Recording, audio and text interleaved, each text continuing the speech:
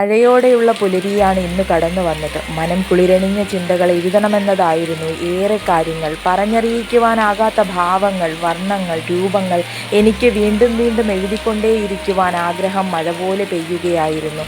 അതെ, ഞാനിപ്പോൾ എനിക്ക് ഏറ്റവും പ്രിയമുള്ള നിമിഷത്തിലാണ്. എൻ്റെ എഴുത്തുമുറിയിൽ ചൂട് പറക്കുന്ന ചായക്കപ്പും എൻ്റെ ഡയറിയും കറുത്ത മഷിപ്പേനയുമായി. തുറന്നിട്ട ജനലോരം, പുറത്ത് പ്രകൃതി മഴയായി പെയ്യുന്നു. നിറഞ്ഞ മഴ, എൻ്റെ കാതിൽ വന്നലയ്ക്കുന്ന മഴയൊച്ച. അനിയന്ത്രിതമായ ആ കാറ്റിൽ നിരന്തരം ആടിയുലഞ്ഞിട്ടും തിരികെ യഥാസ്ഥാനത്തെത്തി നിവർന്നു നിൽക്കുന്ന വൃക്ഷങ്ങൾ. കുറച്ചു നേരത്തെ ബഹളത്തിനു ശേഷം മഴ ശമിച്ചെങ്കിലും ഇരുണ്ട നിറമാർന്ന മേലാട വാരിച്ചുറ്റിയ ആകാശം മൂകമായി നിന്നു. അന്തരീക്ഷമാകമാനം തണുപ്പ് പടർന്നു കിടന്നു. ചെമ്പകപ്പൂങ്കുലയിൽ ജലഗണം നിറഞ്ഞു നിന്ന ഭാരത്താൽ ശിഖരം തലകുനിച്ചു.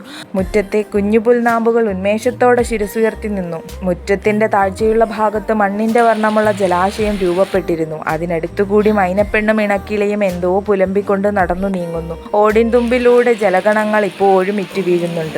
അയൽവീട്ടിലെ ചേച്ചി മീൻ വെട്ടാൻ കത്തിക്ക് മൂർച്ച കൂട്ടുന്ന ശബ്ദം കേൾക്കവേ എൻ്റെ വീടിൻ്റെ വശം ചേർന്നു കിടന്നുറങ്ങിയ കുഞ്ഞാപ്പു ശരവേഗത്തിൽ അങ്ങോട്ട് ഓടുന്ന കാഴ്ചയും കാണാം.